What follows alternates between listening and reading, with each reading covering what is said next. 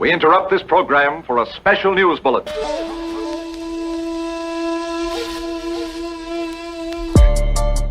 Goes for it. It gets in! He ties the game with 0.9 seconds remaining. He gets wheeling on the floor and it's 3 for 3. It's in the hands of Dusha. It's to Scott. The shot's up! No good! Lions win! Lions win! So this is happening.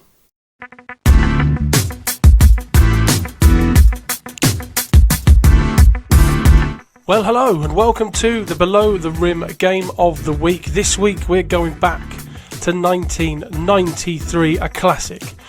Worthing Bears versus the Thames Valley Tigers. What made you think I was a Bears fan? I'm Pabz, I'm joined by Adz and my main man Josh as well.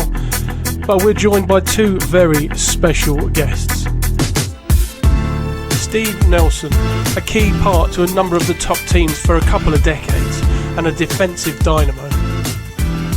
Colin Irish, MVP in 1993, one of the biggest scorers in BBL history and one of the top names through those decades as well.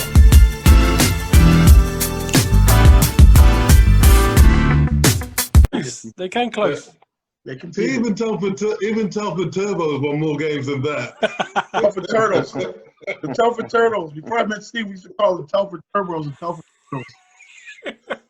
They would do it. They'd hang in there, boy, and then all of a sudden, boom.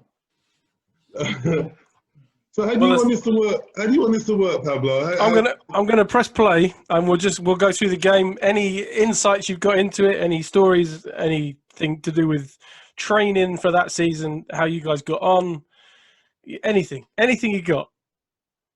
Okay. And then of course it gets a little bit more sort of shall we say, I mean this podcast and this thing particularly at the end of the game it was a block, no question, but obviously there's going to be a few people that don't think it was. Josh is probably one of them, but he's not here. Maybe that's why he's not here, because he's outnumbered. It was a block. It was a block. Colin don't play D very often. That was I didn't have many. I didn't have many of them, so don't try to take that one away. Right, I'm going to hit play. Okay. Oh, look at that. Look at that. We don't get that production value anymore. Carlsberg. They used to give my goodness. There were a couple games when Carlsberg would sponsor, and then whoever got the player of the game would get their height in beer. Their height? Yeah. So you'd stand and do a little interview, and then they'd come next to you and they'd put something here. And then we'd use it to rehydrate in the changing room. Yeah. Right? Absolutely. Absolutely. Top stuff. I used to hate that play. But the start of this year, I mean, we were almost fated to play Thames Valley in the final because we played them basically our second game of the year in Wales. Do you remember that, Colin? Yeah. Yep. So we went and played in this tournament in Cardiff in the ice rink. And there was us, Thames Valley, Stanford. We played Stanford, and Thames Valley played the Cardiff team. Cardiff Clippers, maybe? Yeah, and we were supposed to lose, and they were supposed to play Thames Valley.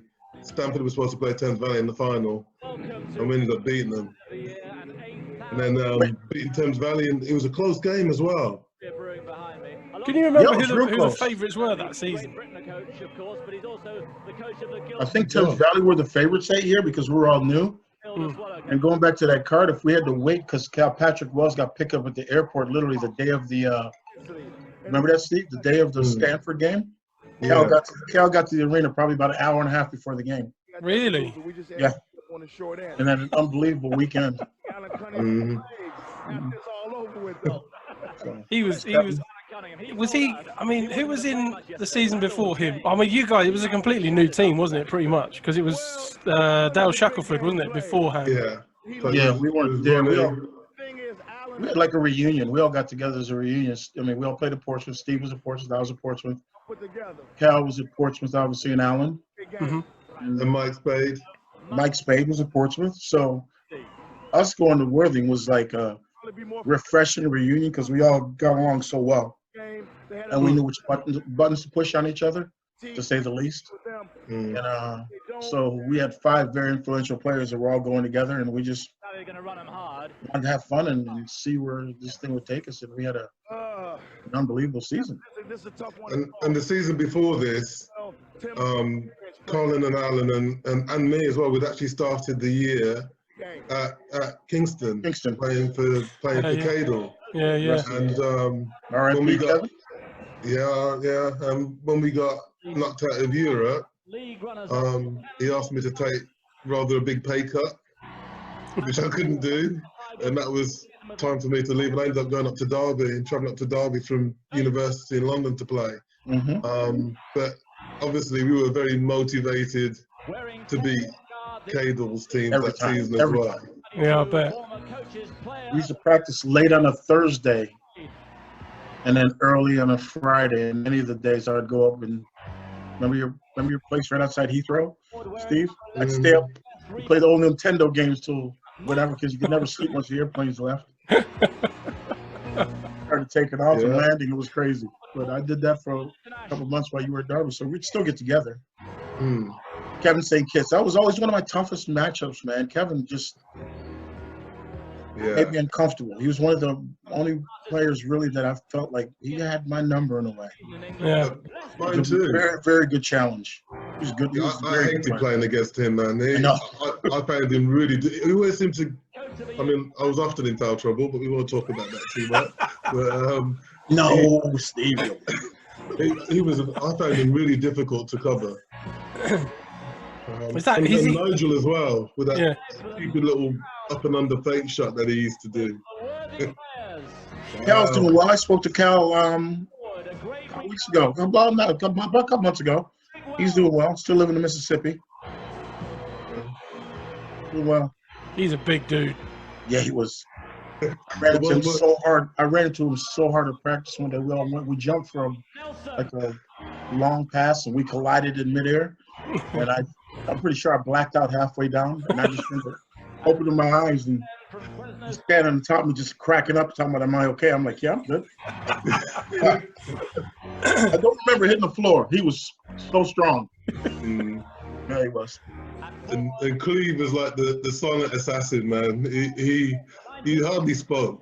You know, really? You had to squeeze words out of Cleve until he got mad during the game at some point. Remember when he get mad at the refs? He would get mad at the refs and we just laugh at him at each other. The moments in this game were, we never knew what he said, but he was yelling at the Oh, Cleve. I used to like Cleve. He looked like a real handful for any opposition point guard. He was, I mean, the game before this, you played Guildford Kings, didn't you? And it was Alton Bird, and he really struggled against Alton. Alton Bird struggled against Cleve, yeah. Yeah, that's the game that Alton headbutted you. Yes. Headbutt, back headbutt. The league champions. Nigel was nice too. Nigel was, I mean, there's some good basketball played here. Rusty James is underrated. He calls the games now. Nigel Lloyd calls the games with Darren, who's on our show. Yeah, he does the London Lions game call. Fantastic atmosphere, Kevin. Hey, this is Michael Basecki, underrated. both organizations. Yeah. Underrated. Did we play them 5 times this year, Steve? Great basketball. At least, yeah, because we played them in every competition. Played them. No, we maybe played them. So we played them in Cardiff. I think we may have played them because we only played twice against each other during the league. We'd never see our only loss that year, if I'm not mistaken, in the league was to them. Yeah, and it was We couldn't beat them after Cardiff, and then they came out with the paper champions because we beat everybody else and we lost to them. We won like 31, 32 in a row league games. And at our place, the last game of the year, we already had it wrapped up. They were up by, I want to say 10 points with about 30 seconds to go, maybe, Steve, 25 seconds to go. And we came back and won at the buzzer. Patrick, yesterday nice. we had 2 points. We had some close games with them all year, That man. was one of the most memorable games I've ever played in. If they get a big game from him, Worthy or Thames Valley could have a lot of problems. You guys played the zone a lot. St. Kitts. We lived with the zone. It was a zone defense with a man principle. Under the Okay. basket for Everybody, there's 5 of them and 5 of you, and everybody's responsible for someone. If you don't see anybody in your zone, you turn around, you communicate. And the five of us, and when Mike was healthy, we really, really picked it up. Hub, great player, great shooter, great young man, but for some reason he could never get that defense. And it's why I took his spot, to be blunt. You know, that's why I started, and that's why I played as much as I did, because I could play this defense. And because the hard bit is you basically got three guys playing the outside, you know, so, you know, The big men never went more than 2 or 3 feet from the block. It was the three up top's responsibilities. Yeah. Us, this day we're exhausted because we had a good game the night before against Guilford. Went out to a big lead, then they came back on us, and we ended up winning by maybe 1 or 2. 1 point. By 1? And we were exhausted. I do remember that. Because we started really hot in the semi-final, and we struggled a bit early in this game. Yeah. It was a tough game you had going into this, though, wasn't it? It was. Yeah. It was. Yeah, Lorenzo Duncan, you know, and all that. And remember, we were that Mike as well, weren't we? Because Mike was injured. Mike was injured. There was only, 6 of us. Us 5 and Hub. Yeah. And Search ready for his minutes. So if he doesn't exert himself defensively, then there's a good possibility that he can play the whole game. Moves it out there. And here's Stedroy Baker. There were times, I think the thing that was great about playing with this team, even looking at the scrappy start we had, there were times when you kind of gave the ball to Al and you just got the hell out of the way, you know, and let him do his thing. And other times we're like, we got to get the ball out of Al's hands. Because we know where he's at his best, and just occasionally he'd remember his roots and get a bit of Harlem Globetrottery on us. I love you, Steve. I appreciate that, but you guys were like that towards me too. Don't kid yourself. Get the ball out of Colin's hands. Give Colin the ball. He's playing so he can shoot. Stupid. Don't give it to him. Don't kid yourself, Steve. I know. Oh, all right. Stuff.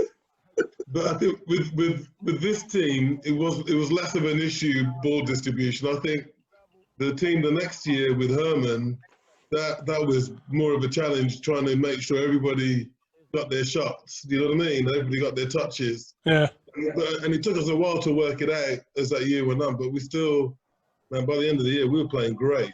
Oh yeah, we were all on this. Going back to this team, we were all on the same page. We all were good, better, and different. We were all on the same page. Well, you were the MVP, weren't you, for this season? Yeah.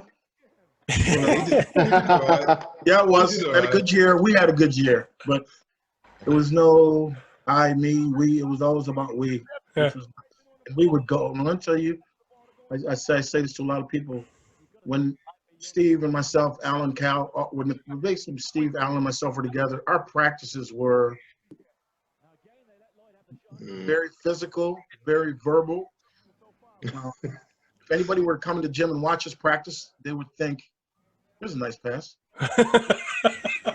Right now, they're saying, "Don't give Colin the ball next time down." Nigel just got me over that stupid move. It worked though, man. We knew it was coming. You just couldn't do anything about it. He has a hesitation right there. Yeah, the little hesitation. And then he jumps into you. Yeah. But we would work so hard. That's one of those plays where Nye just going in, basically thinking about. Seriously, think that we disliked each other. Just from what you used to do to each other in training. Oh, absolutely. Physically, verbally, mentally, down to a free throw shooting competition at the end of practice. Whatever we were doing, it was going at each other. Yeah. And as soon as practice was over, we'd be like, "Hey, what are we doing?" That's funny. Pabz, is my audio okay before I start? Yeah, it's good now. Yeah. Colin, it's funny you should say that, because when we did this with Dorsey and Scants the other week, he was saying that the Giants' practices those 2 years in the late 90s were like that, between him and Holly, especially, and Roy Hairston. They go at it, and it's word for word what you just said. It's just a different type of intensity. You know, and we had the history of that too. That's what made it so close as well. 2 days in a It row. was so much fun. We had a lot of fun when we played. Yeah, I mean, we had a lot of long road trips from Worthing, man. Long road trips. We used to go. We used to leave. Pick me up. Yeah. Pick me and Alan up. Pick you up somewhere in London. Yeah, but it'd be like 7 o'clock in the morning, leaving to go to play Sunderland, or at 4 o'clock in the afternoon. After having a game on the night before. Yeah, and then getting on the coach to come back the same night. and I can remember literally getting back at sort of 6 in the morning. I'm just rolling into home. Going to class and getting to practice. Mm-hmm. Oh, a glamour. You say in terms of the way you trained and what you did in training, obviously the last dance is a big part of everyone's lockdown at the moment, basketball-wise, and it seems to be the sentiment for every championship winning team that, that's the kind of heart of it, is how you guys are to each other building up to a game and how hard you are on each other in training. You expect, the best. Well, that's why I think a lot of guys struggle. Like they said that, Mike comes across as a jerk. Michael Jordan comes across as a jerk because he works so hard. He expects everybody else to work hard. Yeah. All the great players in the NBA players always have the same issues. They'll land and they'll go to the hotel to play cards, and the Kobes and the Jordans and the Magics, and they'd go to the gym and work out for the game. Yeah, but I think that mentality as well, it started in Portsmouth. So I still remember, I think it must have been our 2nd or 3rd year in Portsmouth. We had this thing that when new Americans came in, we'd kind of test them. Right? So I could, there'd be like I remember there was a guy about 6'8", came, he was on the edge of the NBA apparently. Kenny Stansel. What was his name? Kenny Stansel. Oh, yeah. And we'd just basically get out the way and let whoever he was guarding playing one-on-one and just see how good he could be. And we'd just, it literally would just go at him. It'd just be like a test. Let's see what they're made of. And then freeze them out on the offensive end. Yeah, just to begin with. Touch the ball on offense and gets ISO'd on defense. You gotta earn it. Yeah. Steve, was there also an element to proving that Brook could play ball as well as they could as well? Say that again? When you say that about testing the Americans, is there an element for you guys to sort of prove that the British guys could really play as well as they could as well? I think at that time, because there was only 2 Americans on the team, we knew we had British guys that could play, and their job was to come in and slot in. They might end up being the 2 of the highest scorers on the team, but they weren't coming in for us to play second fiddle to them and carry down to everything. That to earn it, and that to prove their value to us on the floor. That's kind of how we thought about it. A lot of people don't even realize we won two league championships. Our Americans came off the bench at Portsmouth. They didn't start. They didn't start both years. We won the league. I'm not sure if any teams ever won the British English championships with no Americans starting. We're probably the only ones, I would think. We'd have to check that. Yeah. Man down the bottom there, shaking his head. Mr. Josh Beck, welcome to the room. Mr. Irish, first of all, and Mr. Nelson, it's an absolute pleasure to be in this Zoom chat with you. And thank you, young buck. It must be young. Call me Mister. Thank you. I've heard a lot about you my whole life, as well as you, Steve. All I've heard from the old man is about Colin Irish and Steve Nelson. Number one, I'm thinking, looking at my dad right there, he's probably wondering, he should never have let you go, Steve. You should have kept you at Thames Valley. Yeah, that was a couple of years later. Oh, did you go to Thames Valley afterwards? Yeah, so that was the year of the three-peat. That's the year I went to Thames Valley for 6 months, and then he got back at Worthing. Beat you, mate. That's why. Sorry? He signed you because he couldn't beat you. That's why. Oh yeah, and then decided again there was another situation where someone wanted to give me a pay cut. Sorry, I definitely had the last word on that one. That was never a foul. Didn't you guys go to Europe that year, Steve? Yeah, we did. We played somewhere in Croatia. Got our asses kicked. We definitely got our asses kicked. Nothing wrong with that. We've all been there. Oh. Yeah. Josh, my wife, Josh, and your mother. Sorry? Your mother and my wife were classmates. At Brunel. At where? At St. Anne's in Southampton. Yeah. Oh wow. Yeah. And you're now living in Ohio now, aren't you? Ohio. Yep. About 40 minutes away. 40 minutes west of Cleveland. That's right. Because when I was making the Manchester Giants video and talked about Manchester United, the old man, the first name pops up is, "Oh, make sure you learn about Colin Irish." So I said, "Is he American or British?" It's like, "Hey, he's British, but he lives in America." So then he mentioned about you coaching in Ohio right now. Yep, I'm a high school coach. We moved back 18 or so years ago. Slowly got into coaching. I wanted to see our girls play their high school careers. So once my youngest got to be a senior in high school, started easily getting back into coaching. Brilliant. Coaching girls, and now I'm in a place called Sandusky. Oh, fantastic. And we've had a pretty good run there for the last few years. Colin, I know all about Steve's kids because it's a funny story. Do you remember a player called Paul Simpson? Yeah, of course. Paul got me into commentating for the Basketball Champions League. It's a new European competition 4 years ago. And I started doing national team commentates. Steve, if you've ever watched the highlights for Great Britain games, that very loud, obnoxious commentator that says that's me, basically. So I knew that. Great, because I'm commentating for Luke, and I tell everybody, oh, by the way, my dad used to coach his dad. So whenever Luke's out there, I sort of get a bit more passionate about it. But the other thing is, Steve, I was coaching against your daughter 5 years ago when she was at Oakland's. All right.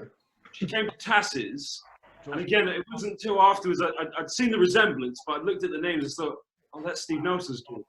So it's interesting. I know more about your kids than I knew about you, but I've probably seen them more often than I've seen you in recent years. Yeah. I've seen them more online than anywhere else as well. But I'll make a layup, Steve. We're not even awake yet, Steve. We're just trying. Our motto when we got through, just keep it close, and then we'll figure it out. But yeah, as always. That's Mark Scott, isn't it? It is. Yeah. He was a Bears player, wasn't he? In fact, I think he was the year before. Yes, he was. Yeah. Yeah, and then he came back a couple of years later as well, didn't he? He was back for the next year, I think, wasn't he? Because he was on the bench for the repeat. Yeah. He came back the following year, Steve. That's right. And that's Cunningham, isn't it? Oh. Yeah, see? That's you, Colin. You just made that one, didn't you? Yeah. Fine. About time. Did something. You're there for this, aren't you, Josh? A young man, a young boy, I should say. 1993. 93, yeah. Yeah, I'm probably 3 years old, and he calls me. I think that's the last time I saw you, Josh. You were a baby last time I saw you. So, your wife is originally from Southampton? Pardon me? Your wife is originally from Southampton? Yes. Met her when we were in Portsmouth. Okay, right. Well, that's crazy. I never knew that. Dad never told me that, but that's nice. I still remember that move, Alan with the left. They'd always say, Alan can never go left. He'd never go left. And he'd bring out that move just enough to keep people honest. Now, Steve, Alan Cunningham still lives in Portsmouth now, doesn't he? He's in Southampton, I think. Southampton area. This is he was Solent, wasn't he? This is crazy. Whenever I go to Southampton to visit my grandmother, and I usually go to West Quay Shopping Centre, I've seen Alan Cunningham twice. And in my mind, I'm thinking, like, is that Alan Cunningham? It has to be. It wouldn't surprise me. You just need to say one word to him and you'd soon know if it's him or not anyway. I'm just scared. I'm like, because I don't want to go up and say, I know it's him because it's an American guy. It looks like him. But I'm just thinking, like, He used to live near my mum and dad in Mile Oak, Heathfield Crescent. He drove a massive American car, which barely fit down the road. Did you stalk him, Pabz, by any chance? No, I was at the sweet shop when I was little, and he came out of the turning. I was like, what? You just knew a lot of information. Turn the volume up. Turn the volume up. Oh, you want to hear your dad? Put Nick on there. All right. Let's take a break. So he's a little bit upset. They're trying on things that they're not. When's he never upset? Oh, he's gone to AC now. He's basically telling the guys, let's stay with what we're familiar with. That time that's for funny though. What was he like as a coach? That was great. Yeah. He was fantastic. He was brilliant. And again, I think it's to do with the nature of the team that we had. We had I was the young old head. I was the youngest of the old heads really on that team. Yeah. And we just had a system that was about competing. It was about sharing the ball, and it was about playing hard. And he just let us get on with it and held everybody accountable. And come timeouts, it wasn't. Yeah, he knew what he wanted from us, and there were times when he'd remind us we need to run this play or do that. But he knew he had some generals on that floor. He let us coach ourselves really in a lot of ways. He was underrated as a coach, I feel. Hugely, He just got the credit. Yeah. I don't know if it's because he retired so many times or what. I don't know. Well, Mick Bet was coach of the year this year. Oh, nice assist there, Steve Nelson, from the post-up. Did you see that? Yeah, Mick got coach of the year. We weren't happy about that. I'll be honest with you. He got it a couple of times, didn't he? Your dad, Josh at the bottom laughing. He got it a couple of times, didn't he? Yeah, we all felt like Allen should have had it, and maybe they didn't want to give it to him. And he killed us that game. I do remember Nick Cook. Yeah, he's a good shooter, wasn't he? Yeah. Yeah, he was. He just couldn't make it layup, though. Certainly so, but he earned it as well. Don't you block him in this game, Steve? Well, no, I just kind of breathe on him a bit, and he misses a layup down the stretch. but obviously, I think Cal took care of that earlier. Cal took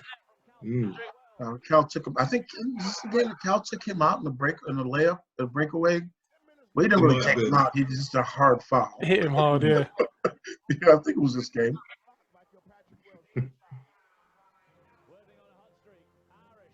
Oh! Wow. That was nice. Colin, that thing said about British players being successful. The last time it was an all-British team to compete in the BBL, two times actually, they never won a game all year. Really? Really? Because there's this, I was talking about this with some people after the London City Royals have told it. If you want to put a very strong British team out in today's British Basketball League, it's going to be very costly. Whereas if you want to invest in some decent British talent, but then put some, because there's an abundance of American players that want to come over. You try and find balance, you'll be okay in the British Basketball League. But if you want to put a team of only British players and be self-sustainable, it's not going to end up too good. I mean, you had the Birmingham Knights did it in 2014. Essex Pirates did it in 2010. And those are winless seasons. And it's a complicated, nowadays, the British Basketball League is very complicated to sort of field successful teams and try and be a self-sustainable club. Oh, stay with his knee. He's down. None of us paid attention to it. He had that cartilage floating in the knee. When he went down, we just all kind of just walked away and be like, "Oh, it's his knee. He's all right." What kicks are you wearing there? Oh God, I have no idea. There's a nice pair of cons there, belonging to Alan Cullen. Yeah, so I just have a little thing that used to stick him on my knee, and I just have to manipulate it back into position. It still does it occasionally, but once it's in, it's fine. There's no pain or anything. Substitution, COLIN IRISH. But it just looks very dramatic. And you know what? Going back to the English team, if I'm not mistaken, wasn't the London team that played here with Big Joe and Andrew and Scant brothers? I believe they were all English as well. Yeah, that's probably the most successful all-English crew. Yeah. It was Joe Moore. They had no Americans on their team. No, they didn't. Joe Moore, the Scantlebury brothers, Andrew Bailey was on that team. Yep. Chief. See, was that Palace or Docklands? That was London. That was the old London Towers, wasn't it? Yeah, Docklands. Yeah. Dockland. Tower Hamlets, what they were called. Yeah. There you go, huh? Oh, Mark Hubbard. He was dynamite from three. Oh, he could shoot. He's still like top 10 for an average 3-point percentage, I think. I can believe that he could shoot. That's all we wanted to do. Come in and just shoot. Yeah. Guard this spot and shoot. See, he was. This is the difference in the standard of this team compared to the Bears team before. He was starting 5 in that Bears team before. Right. When you guys came in, he's obviously more of an impact player. Yeah. Which just shows the difference in standard. He's we were in the living in the States. I don't know what happened to the English game, but I don't know. I remember, back in around this time, for instance, I know it's not all about money, but you're looking at a team like we used to play Germany quite a bit in all the different competitions, and we play them 10 times, we probably beat them 7, maybe 6 times we beat them, definitely more than 500. And then they decided we need to build a national team, and they put a lot of financial into the national team. Within 4 years, they won the European Championships. Not saying money is everything, but it seems like, Cal. It seems like everyone wants to spend more money with maybe, I don't know. Because now, Well, Pabz, you were looking into some of the history the other day of Europe. And Colin, were you in the Man United team that did well in Europe? Yeah, we did decent in Europe. That was my year, and I had 1 year in Manchester. But no, you're thinking about a team later on that had a good run in Manchester, right? And then Crystal Palace had a good run right before it got there. A Salford team did quite well, I think it was. Kingston had that in Europe than Crystal Palace, I think. Palace did well. Manchester did well. London did. We did all right when we were all at Kingston. Yeah, we had a nice little European run, but. Well, the famous one is '91, isn't it? The game against Aris Thessaloniki. So yes, yeah. That's one of the only ones you can find now on YouTube. But that Palace was playing in that game. Who's that? The greatest European player of that time was a Greek guy called Nick Gallis, who was Nick Gallis. He was unbelievable. He was drafted by Red Auerbach in like the 10th round from Boston. No way. Back and played. He's regarded as the greatest Greek player of all time. Do you know why? Do you know why? His second year out of college, playing in the European Championships, they were down 2 points. Soviet Union. They were down 2 points. The Greek team got a steal. He had a breakaway layup to tie the game. He pulled up a shot of 3. Pulled up a shot of 3. That's right. Game over. From that moment on, he could do no wrong. Ice in his veins. Yes. Well, Brad Sellers is in that game. The playing for Aris. He was a solid player for the Bulls in the first. I've known Brad forever. Brad's from Cleveland area. Oh yeah, played against him in high school. Yeah. No, I've known Brad. I've known Brad for years. He's now a mayor actually in Warrensville. Really? He's a mayor of a community in Warrensville where he went to high school. He's mayor. Nice. Pabz out in the States as well, actually, now. He's because his brother moved out there and then he's got to Hub to go out. Who's that? Mark Hubbard. Okay. Yeah. So I think probably for about 10 years, I think he's been coaching a bit of high school basketball. I bumped into him. He came to a Sussex Storm game, which is the junior National League program. Must have been, if not last season, the one before. And I was just happened to be there. Yeah, and we had a bit of a chat. He's just saying he's got a son who's playing at high school as well. He's doing all right. So, yeah, man. There's still and Hub's trying to be a shooting coach. You can shoot that thing, that's for sure. That doesn't surprise me. Look at that arena. Look how full it is. I love playing there. He got so loud. Yeah. I remember Elijah hitting a 3 late in this game. I think it put them up 3 or 4. We'll see when it comes up. I can't remember, but I just remember I was taking the ball out of bounds, just the eruption when he hit that 3. I'm like, I thought you guys were pulling for us. What happened? There you go. Oh, job, that's 2 for 2, isn't it? Oh yeah. Well, that's because we did know how to get him the ball. You know, you just needed that little bit of time. You know, he had to be standing open. Oh. Yeah, you got to give credit to the penetration and the kick out. I mean, there you go. That's what they do, Josh. A steal! Josh, the last time I saw you, you were. Back to back. Wait, hold up, Steve. Tell me when it is, because I'm going to tell you that's not true. Because I'm going to tell you when the last time you saw me and you didn't know it was me. Well, okay, the last time I remember seeing you was up at the Scances when you'd just come from a England junior training session. You must have been, no, I was in trouble that 17. day. I got kicked out of the game. Steve, the funny thing is, Scance is pretty much a part of my life. I keep in contact with him so much because he's family at the end of the day. But the people who probably were around will know how hard my dad was on me growing up. Like, you could see what he's like as a coach. I used to get it all the time as a kid, and it almost drove us apart at one point when I went to the States. But we were playing in an England training camp in Sheffield, and Ronaldo Lawrence was there as well, I think, wasn't he? Ronaldo played. Yeah, he played at Thames Valley. Ronaldo was. This time in 2005, we went round Scance's house afterwards. Andrew and me were playing on the national team. That's right. We played a scrimmage game against some under-18s club. Some kid went backdoor and it was a back screen set on me, and the kid's elbow went right in the back of my head. So, of course, back then, I was known as quite a feisty, arrogant, sort of chirpy kid. But I felt like, even though the guy was bigger than me, I felt like he's not getting away with that. I'm going to get him back one. So I think Andrew shot the ball, and everyone was going in for an offensive rebound. And I went and did the same thing to the kid that he did to me. And the referee, I can't remember his name, just kicked me right out, and Dad was furious. So when I went around the house that day, I think I might have been in probably the grumpiest mood ever that you remember. But, Steve, the time I remember last seeing you was in the summer of 2014 at Worcester. You went to see, I think it was either Luke or your daughter training with the national team. Do you remember that? Yeah, Nigel Lloyd. It would have been Kyler, I think. Yeah.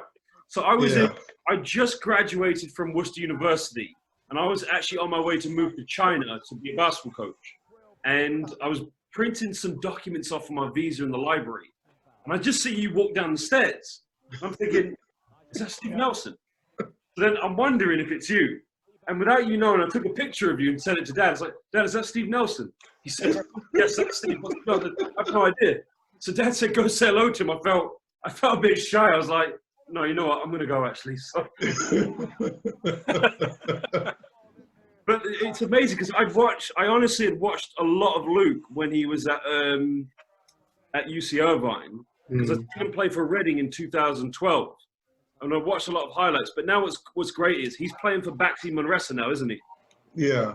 I haven't been able to cover any of their games in the Champions League, but it's great because commentating him when he's playing for Great Britain, it's great. Even though I don't really know Luke that well, watching him play so much in university, it's a lot of fun. I'd say he's a fantastic player.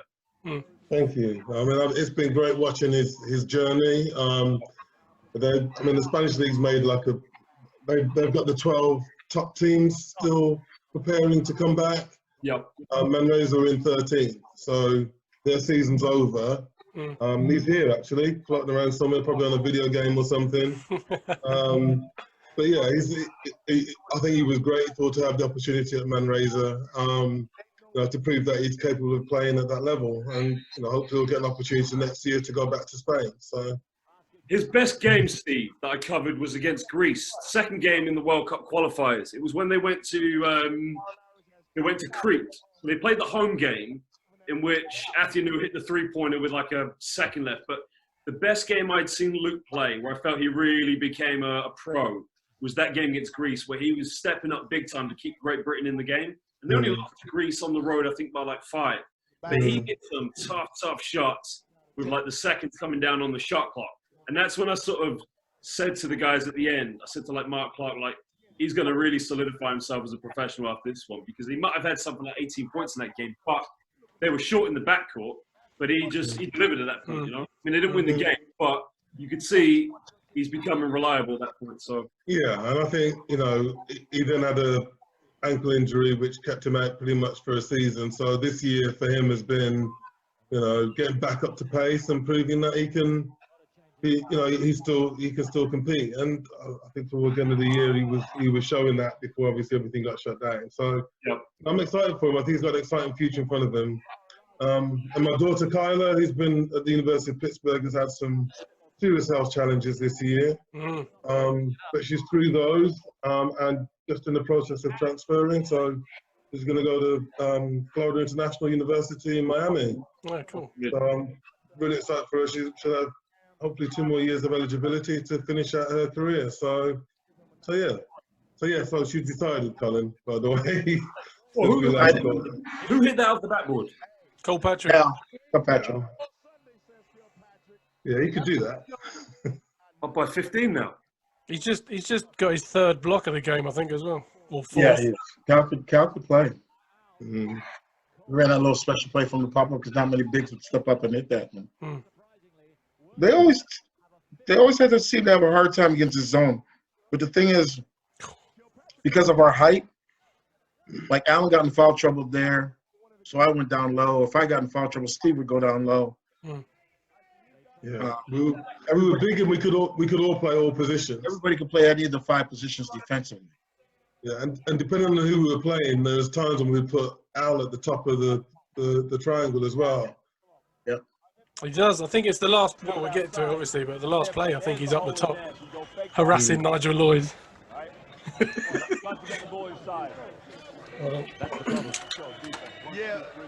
Yeah, we just kind of got in a little bit of a group. Sorry, that's all he cherished, big players. We got in a quick groove, and then all of a sudden we went up 10-12, and then hit the wall, up 10-12, hit the wall, and then finish it off. That's what I remember about this. Yeah, but you knew at some point they were going to make a run, you know, because we kept, like Lester James, I think, at this point, I'm not sure he scored. And he had a couple buckets. He was because he was leading the league that year, wasn't he, in double doubles or something, and we just kept him really quiet through the whole of the first half. Yeah, Cal had a lot to do with that. He didn't like the physicality of Cal. Defense is what wins the championships. And Way to get over that halfway line, Colin. Hey, you know, we got that big lead. We don't have to push anything. What are you doing, dog? What kind of pass was that? Oh, man. Look at that cut. Look at that. Got the bowl cut going on there. He's playing hard. He wants everything to go right. Yeah. Are you guys still in the zone right now? Pardon me? Are you guys still playing the zone right now? We played the zone most of the season this year. But again, it was zone with the man principles. 5 of them and 5 of you. It's amazing, you know. I've tried to teach the zone to a lot of different teams. I've coached at a lot of different levels. And kids, young men, they struggle with it. Yeah. They really, really struggle with it. The big men stay home, take care of the paint, whoever's low, and then the 3 on the outside have to basically cover the whole perimeter. But you can't do it without communicating. But see, knowing my dad the way he coached, because he coached me my whole career, or my semi-career, my whole life, but you're playing a zone, and he was always persistent at running. And you probably remember this, Nelson, Steve. Do you remember the play 55, where the bigs come high and you try to isolate them down low? Dad's whole philosophy was ball goes in, ball goes out. And I kept saying to him, like, zone, you just want to spread the floor and get whatever open look is. You can see the way Tigers are playing now. It's even against the zone. Dump the ball down low, dump the ball down low. It just looks too easy for you guys on the defense. It was, but I think the way we played the zone, teams found really confusing because our communication was on point. I remember Lester was talking to me so much. I was going to shoot this no matter what. He was just talking. Oh, get out. No more. Stop. I don't think he said any more to me after that one. What was Lester saying to you? Come on, bring it. Come on, shoot it. Shoot it. I'm like, okay, I will. I do remember that play. I like Lester. He was a good, hard ball player, man. This is what I'm saying. Throwing the ball down low, there's nowhere to go. Just keep moving the ball and getting open. Look, I mean, against a zone, if you just whip it, cross it, whatever, swing it, you're going to get an open shot. But if you're going to go to the same thing, double down, it's too easy for you guys. Yeah, but you got to remember. It depends on what the matchup was. It's, you know, if they had shooters, you know, we go outside. If their strength is inside, we pack it in a little bit more. Again, 5 of them, 5 of us. Yeah, and the 3-point shot at this stage was not such a big part of the game. People weren't as consistent shooting it. So we almost dared teams to beat us from the outside. Yeah. And because of our length, we could get out and cover challenge perimeter shots. Yeah, sure. Sometimes we wouldn't even challenge you. We'd say, go ahead and shoot it, and let's see what happens. We did that with Paul James quite a lot. Yeah, if somebody gets it, so leave PJ alone, man. That's leave PJ alone. PJ and Addy or Elijah came in. He's on this team, isn't he? Yeah. Yeah, So so shoot it. We'll let him shoot it too. And Michael Hales. Yeah, Mike Hales. We always wanted Mike to hit his first one because if he hit his first one, he thought he was hot for a week.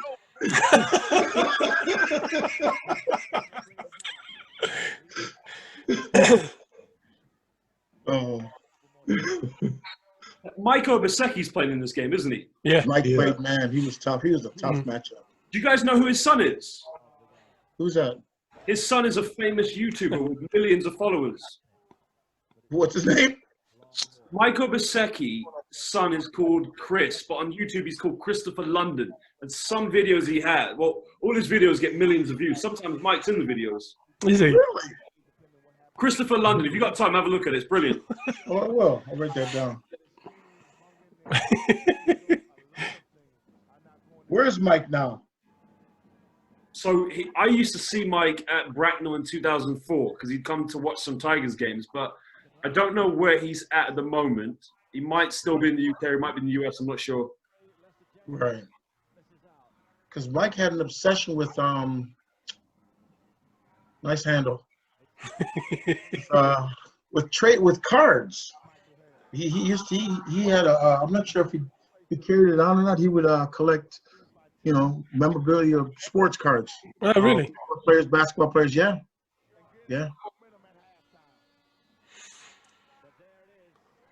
We're at half time.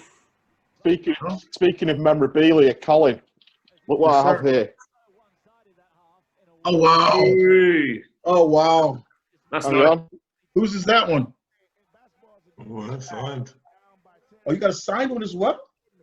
That's you. Frankie Hey, it's you. Edwards. Man, you're not gonna believe that Frankie Edwards. You guys know where Frankie is right now? Anybody? No. So I'm sitting up, got in late from a game one night, going back now 2 years ago, and just flicking through the television, and I watched this show came on, something like America's Worst Criminals. Frankie became a bodyguard for a Japanese gangster, female gangster. Wow. Yes, I heard that. I called Mark. It was like 3 in the morning. I said, Mark, you're not gonna believe what I'm watching right now. And it was as soon as I flipped through the station, it was a picture. I was like, I know that guy. I was like, is that Frankie? They had a picture of Frankie going to these lavish parties. They were undercover for years till they got him. Yeah, he might still be locked up, unfortunately. Wow. Crazy. Yeah. He was Samoan, wasn't he? Yes. Was he from Samoa? Yeah. I don't know if he was American Samoan, but he was Samoan. Yeah. Yeah. Well, there's 2 players on the shirt that I've got here signed playing in this game. Yourself and St. Kitts are on it. Wow. Of course, he was at Manchester, wasn't he? Manchester, Mark, Panji. Yeah, Pabz on here. Makiba Perry. I don't know if you remember him or not. What year was that? Frankie. This is around 97. 97? Put up the inside game. Yeah. Yeah, maybe 97. 97. Joe Welton was the coach. Good play. Yeah. Yorick was there, obviously. Yep. York was there. York. Is it Panji? Was Dave Gardner in that team too? No, I don't think he was. David retired by then, I think. He was just becoming it. He was the assistant coach the year after, I think. Right. Yeah, Colin. Good day. Still. Oh, foul. Colin, look, everybody's down in this play. Cleve, whoop. Colin, we joke about this all the time, but you realise that Yorick Williams is still in the BBL. Still playing. Yeah. 43. Yeah, 44. Wow. 44, yeah. Good for him. Good for him. Yeah. Is he coaching or actually playing? Playing. He coached the Giants for 2 years. Didn't like it, and he's made 2 comebacks in the last season when they've been short of players. And, he's still effective. And Jeff is one of the owners, Jeff Jones? No, not any longer. No, it's a guy that you called Jamie Edwards. Oh yeah, Jamie. yes.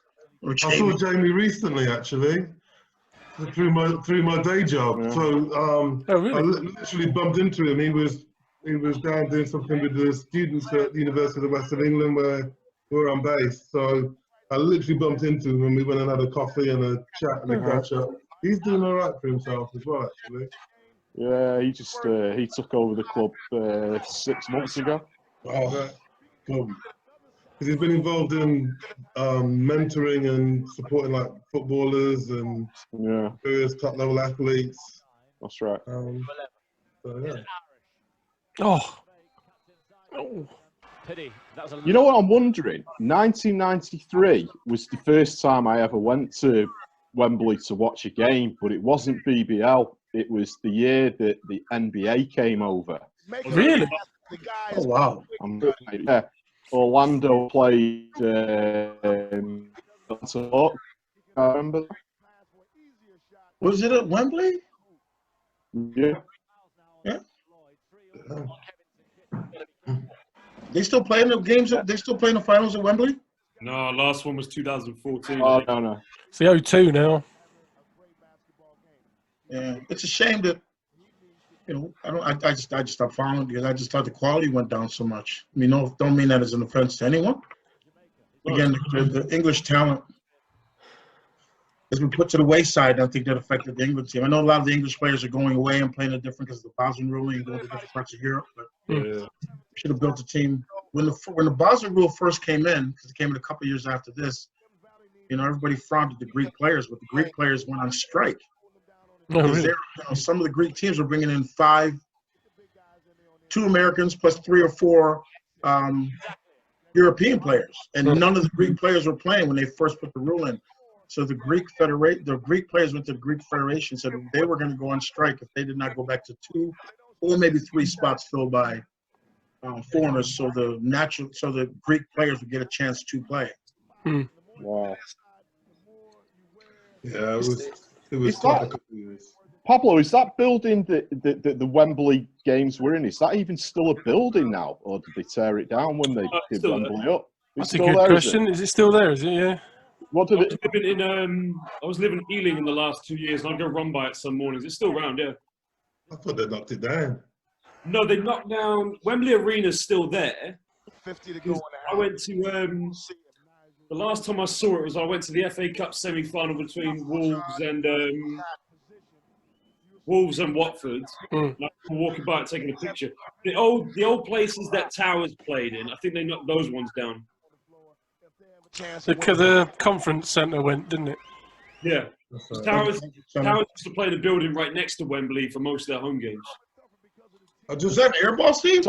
No, I clipped the ring, but I just want to say, all right, in my defence, so that was the first free throws I'd shot all weekend.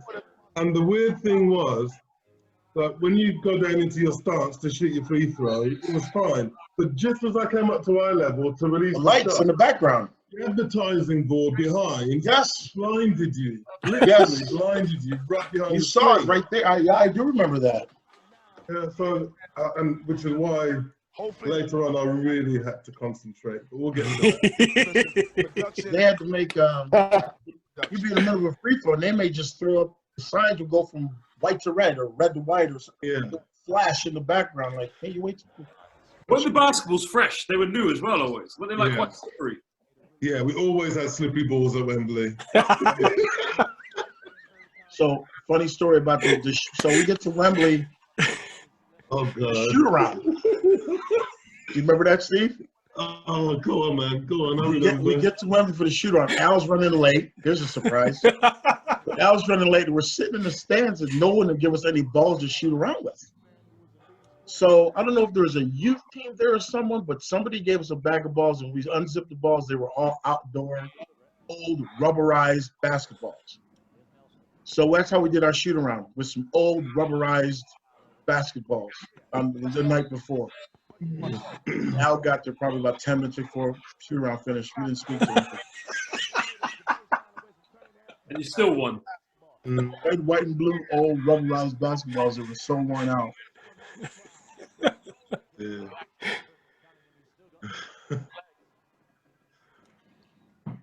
I don't know what. I mean, as though we're up here, we hit with a nice little run. I missed it. That nice little run there. And they were great jerseys. Every time we played these guys, if they went out, it's Cleveland. That was Cleve going up in the ref. he's grabbing my arm. I think he was grabbing his arm, if I remember rightly. But they would go up. Maybe they would go up 14-16, and we would come back, or we would go up 4. It was always every game we seemed to have this year with these guys. It was literally a 1-possession, 2-possession game. Every single one. Well, one of the games that's gone up on YouTube recently, Colin, is the BBL game we played at their place, which if we'd have won it, we'd have secured the league title. I missed the 3 at the buzzer. Yeah, and I was in horrible foul. I was horrible that game. I still remember that game. I was horrible. What was the year Tigers finished first? You guys finished 8th, but then you beat them in the playoffs. Second and 7th. That was the 3-peat. 7th, yeah. That was the 3-peat one. Yeah. Yeah, that's the year I spent the first half of the season with Thames Valley. That's right. And then went back to Worthing right before the transfer deadline and played against Thames Valley the same weekend. That was a clean block. I remember that. I'm just saying. I remember. He hit you so hard. Wow, it was pretty clean. Good foul. That's I mean, it's aggressive. He got ball, but a lot of me. I wouldn't have been mad if I hadn't called it. That year, that 3-peat year, we had a lot of injuries. We were talented. We had a lot of injuries throughout the year, and we made it to a couple finals, and we got injured. I think I broke my hand. I remember Cleve getting hurt, Herman getting hurt throughout the year. And we're like, we'll be all right. Let's just get healthy. And then we were adjusting because Steve wasn't with us. Even in this game, I remember so many little things in the game that nobody really pays attention. I think Steve, he got in foul trouble. I'm sorry. Steve got in foul trouble in this game. And when he went to the bench, we kind of, because Thames Valley always, every bucket, every free throw, they'd pick us up full court. And they had like a 2-2 trapping zone. And when Steve went out of the game, we kind of go through a lull. We struggle with the patience of breaking that thing. I'm sure this. Yeah, I'm almost positive this was the game. And it happened in the semi-final as well. When I was you got in foul trouble, and Manchester came back. No, Guildford came back, and then I come back in and saved the day. You saved the day? I'll have to find that game. It's the Guildford one's a weird one, isn't it? Because I forget who hits it. Somebody hits a big 3, hits like 3 threes at the end of the game, and you only actually win by a point. That was Lorenzo, was it? Duncan. Oh, yeah. Lorenzo Duncan, yes. He hadn't done anything the whole game, and then he hits like 3 threes in the last 2 minutes. In the last minute, Last couple of minutes, we just put him away, and he got really hot, and then we missed the front end, and he only won by a point. Yes. Yeah. It was all over, though, to be fair.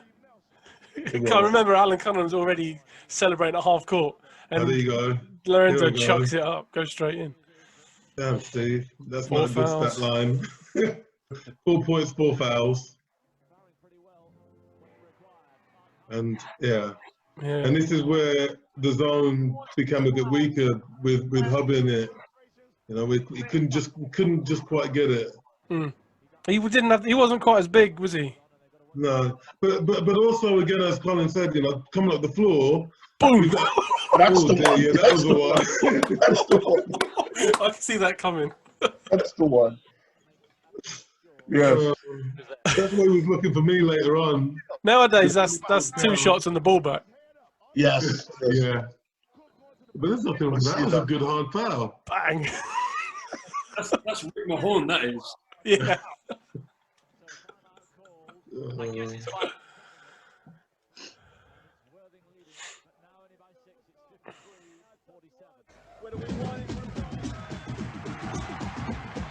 Loving these graphics.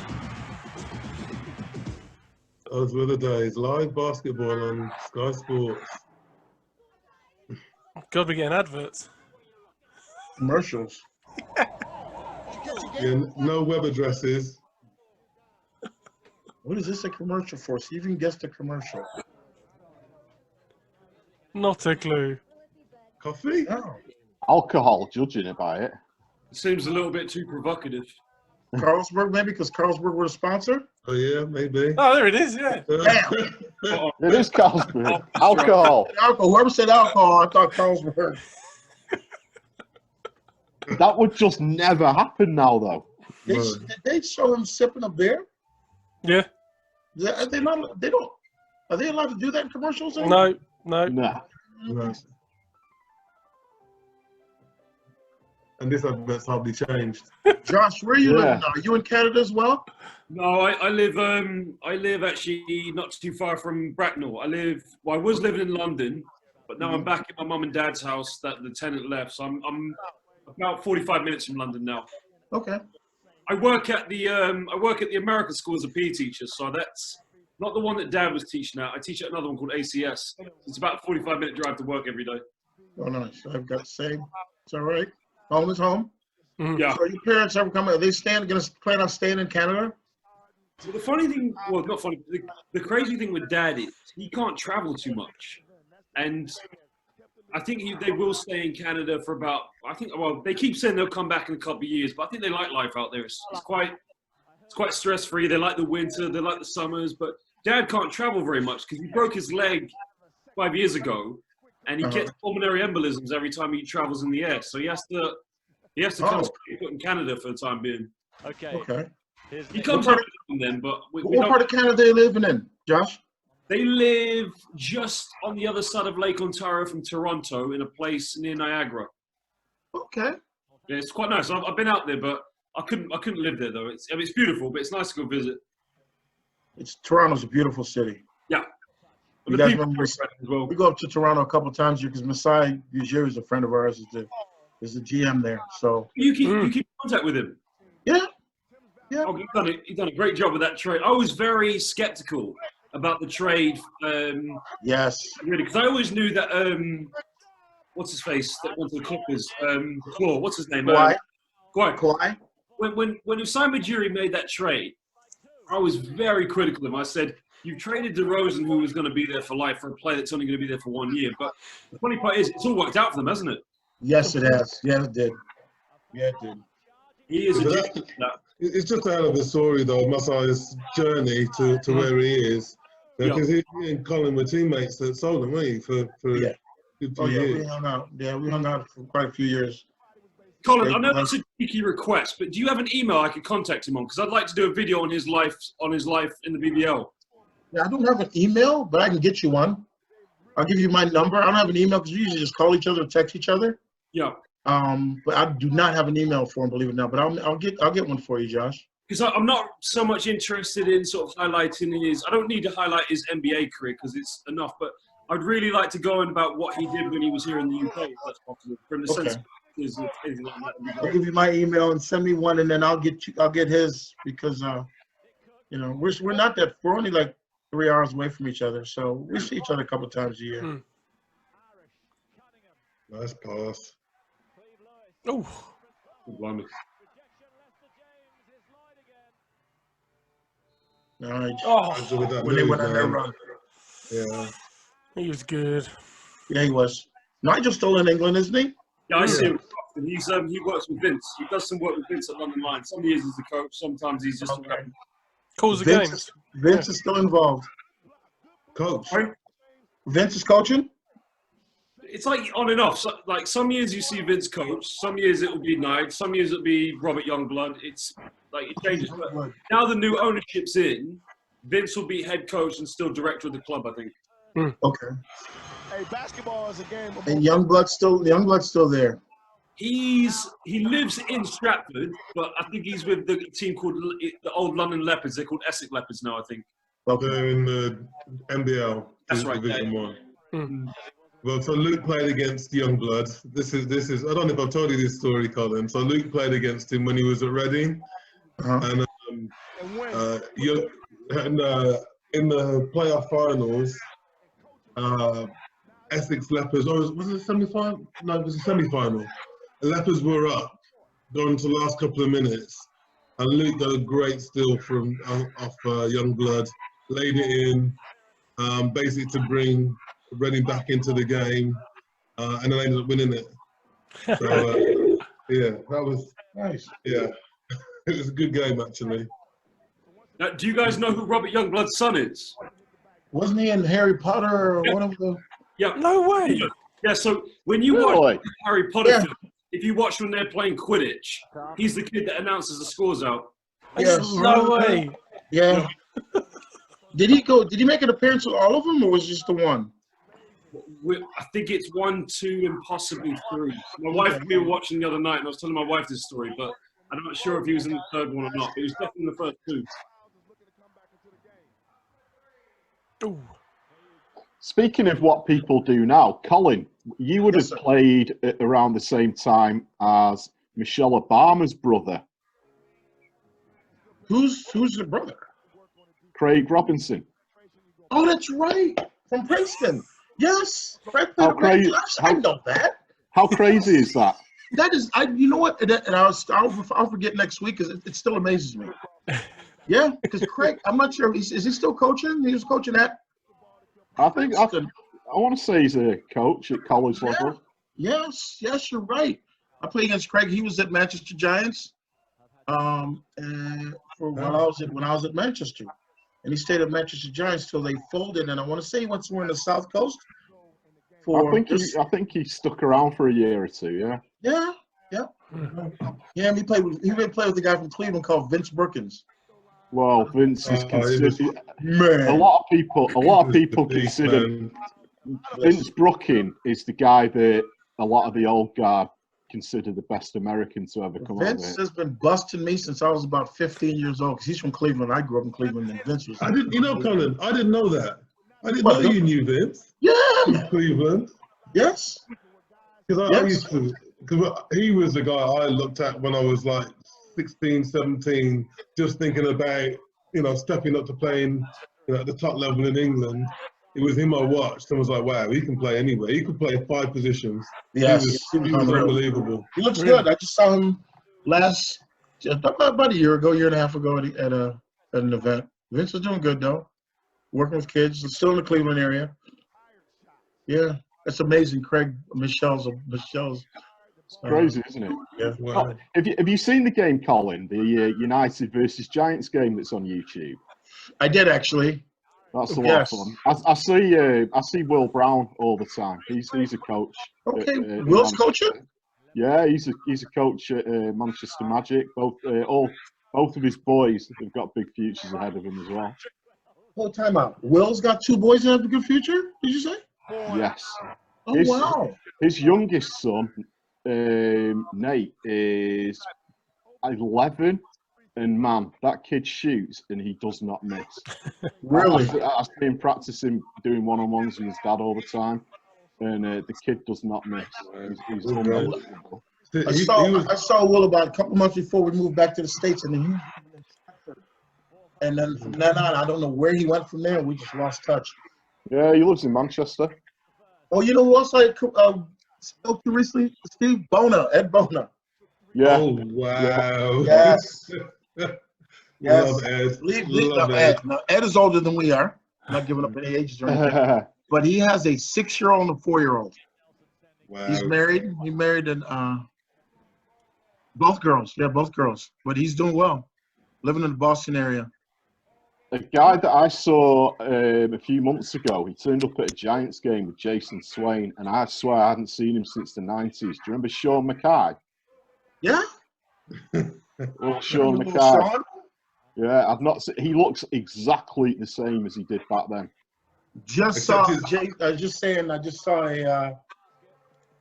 Jason just the other day. His son is playing at a place called Finley College, a Division II school. In Oklahoma, yeah. No, he's in Ohio now.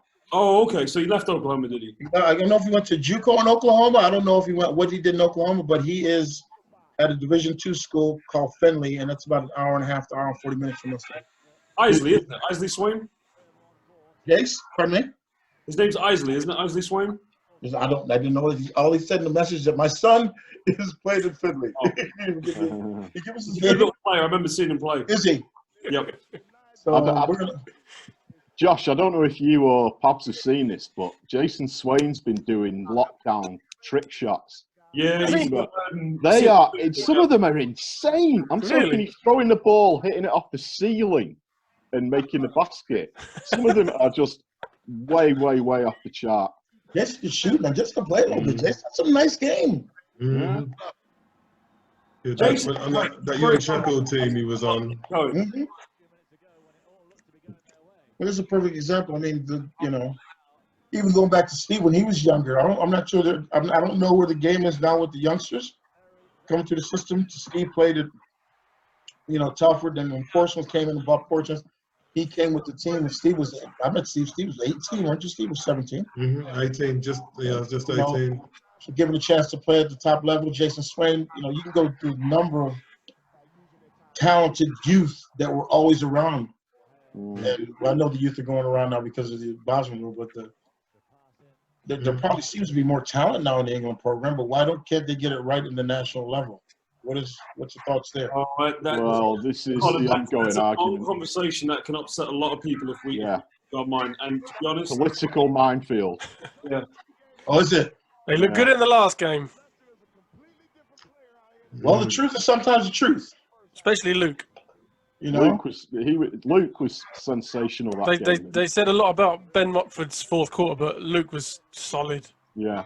Which game is coaching the national team now? Nate Ryan, but he's in the G League and Mark's. Nate's in Canton. Nate's. Yeah, they wouldn't let him out. The Cavaliers, right? Canton, he's going to be the Cavaliers, but the Cavaliers minor league team. Yeah, Nate is. Nate's from Ohio as well. So, I know Nate. But the thing is, what Great Britain's done is they've hired Nate Ryan King, who is a good basketball coach, who's a great player, but he's going to find it difficult to get out of his G League duties. Yeah, they wouldn't release him, especially if he goes to the Cavaliers. So there are three international windows: November, February, and then the summer. All right. So Nate has already said, unless Cleveland release him, especially he will probably not be able to make two of those three windows. So his assistant coached the games the other week, a couple of months ago in Newcastle, where Luke played really well. But it's I don't know, man. It's the same old stuff we talked about. I covered the Montenegro game where they lost on the road, but it was really close. And looking at the backcourt, when Andrew Lawrence gets healthy, the strongest backcourt GB is going to have is Andrew, your son, and then someone like Justin Robinson, because I just think the players that they had in the last window, they're good players, but if we're going to make that stride and beat teams like France and Germany and Montenegro, you're definitely going to need Andrew Lawrence, and you're definitely going to need your son in the backcourt, because they're the strongest guards I think we've got for Great Britain at the moment. I think the two of them are pretty complementary as well. They can both handle the ball, they can both shoot, they're both good passers, and that's kind of what you need at international level. I wouldn't disagree with you, Josh. But again, while Luke's involved in the program, I've got no comments on team selection and all that. I'm just there to support them as best I can. When it comes to the governance of the sport and how that's been run, I've got plenty to say on that, but this isn't the place for that. Tread carefully. Steve, I don't know if you've known this, but I've put up some videos recently on the history of some basketball clubs, and I've watched them. But the thing is, I'm doing this out of my free time. Like even though we're in lockdown, I've got to do a lot of PE work because I'm a teacher. So I've got tons of work during the day. But it's great and it's a lot of fun for me to do. But I've actually received a lot of negative abuse from it as well. And the thing is, I try to remind myself, I don't want to be one of those that says, "Oh, British basketball this." I just think it's because it's such a small community and everybody knows everybody. It's very easy to step on people's toes or sort of. For example, I think it was the Manchester I did. There was a lot of people that sort of, I'd say three. I don't want to name anybody because that's not right. But a lot of people went after me, 3 in total, said, "You didn't name this person. You didn't name this person." It's like, to be honest, I had no idea. I did this all on my own. I had no guidance. What you gotta do, Josh, when you're doing things like that, man, is no matter what you do, you're not gonna keep everybody happy. Just keep doing what you're doing. Sure. The thought that anybody's doing anything, there's no history. There's absolutely no history. It's frustrating. Of English basketball. I was watching something a few months ago on Irish basketball. I don't know if you guys remember how popular Irish basketball was back in the 80s. It was unbelievable. Mario Ellie. He played Mario Ellie, yep. Dior Marsh, very good friend of ours, Steve. You remember Dior? and the list goes. They had some great players, but it went from being really a backyard sport to being very popular in Ireland, and they got abused when they tried to do it. But they still ran a program on the history of the game. Yeah. So many people before me, before Steve, before Alan, that just get no credit. I mean, look back at Big Joe White. I mean, the youngest kid to ever play professionally. He was 16 years old when he played professionally. You know, no kids nowadays would never know that. You know. The thing about Joe White's legacy, Colin, is growing up, I used to play against a team in London called Hackney Whiteheat. And it wasn't until I was 18 that I'd asked the coach there, where did you get the name Whiteheat? And it was after a guy called Joe White. Yes. Home that night, and Dad says, "Oh, that's one of my old teammates, one of my old good friends." Now, he's definitely going to go down with a great legacy because he helped develop some very great players. Pabz Mensah-Bonsu, I can't remember who else, but Joe White had a legacy built. It was called No Mercy, and I think that still goes around today in the Hackney Whiteheat sort of philosophy of how to develop people. It's a very tough, very sort of hard-nosed style of basketball. Right. Yeah, Joe is one of our team that supports us too. Rest his soul. Very good friend. Lovely, lovely guy. Yeah, but I mean, people just know history of the game. Yeah, and I think that's why it's important, Josh, that you have done something. Literally, I watched that and I was saying, nobody's done anything, like this. There's nobody talking about, the history of individual franchises, how they've developed, their ups and downs. Apart from finding some random bits on Wikipedia. So you go onto Wikipedia, you find a random bit about Portsmouth FC Basketball Club. Yeah. You find another bit around the Worthing / Brighton Bears, but it's just so bitty, And as a sport, we should take ownership of that. I know there's been some talk about a British Basketball Hall of Fame, but I don't think it's about a Hall of Fame. It's about creating a body of work because a lot of it is out there. It's going to Sky and saying, "Come on, give us your back catalogues of all the old games that you published." Well, they've got them. BBL's got them. Do you know what? They're putting them on Friday night since the lockdown. Every Friday night there's been a game of the week. Oh, really? And they've got them all. They've had all-star games. They've had classic games. Guys, let me tell you guys. Perhaps you know this. I'm currently making a Fly on the Wall documentary about my side tropics. Now, the guy that I'm doing it with is in the TV industry, so he gets access to the ITV and BBC archives. And he said that there's thousands of games on there from the early 80s onwards. Wow. But to get access to them costs a fortune, even though nobody's watching them. But, so it is there. That's the thing. Why would it cost a fortune? Because because it's copyrighted and owned by the BBC or ITV, you've got to buy it from them. But he said that when he looks in the database, infringement laws every video I make. I get people saying, "Well, this is it. You can do this." Yeah, and how many people really are going to be asking those guys, "Oh, can I have this obscure Worthing Bears game from 1985, please?" Probably just me. You know what I mean? Yeah, just Pablo. And there'll be people critiquing this. Saying, "How did you get this person?" Yeah. So Josh, just keep doing what you're doing, man. If that's what your hobby is, you're never going to keep everybody happy no matter what you do. And, just keep doing it if you're enjoying it. Colin, Steve, you shouldn't have said that because now we're going to have a Zoom meeting next week and I'm going to get your careers on video now. And you're Oh, boy. That'd be embarrassing. Take too long now. It was so weird. One of the first games I played is I came in and played at Warrington. We went to, Stoke. Went to Stoke to play a game, and we got there a little bit earlier. There were people playing badminton on the court. I'm like, badminton, that's an outdoor summer picnic sport. They said they were going to put the court down to play on. They put a carpet down. Oh, Jesus. Because they said it came out better on television. So they had to put the carpet down, and it was like dribbling a basketball in your dining room with the carpet. Wow. You throw a bounce pass, it would skip off. You could not hear the ball bounce on the carpet. I think it was Stoke. And it was one of the funniest, craziest experiences. I'm like, what's going on? Chester Jets used to have that because when Mike Burton started the club, it was at Ellesmere Port Catholic High. And they used to have a carpet floor as well. But did Stoke have a team back in the day? I think it was like an exhibition. They had Craig Lynch, I want to say. Craig Lynch was on that team. I remember Craig Lynch. He was another older, a bit older than I was, and he was coming towards the end, and he could play.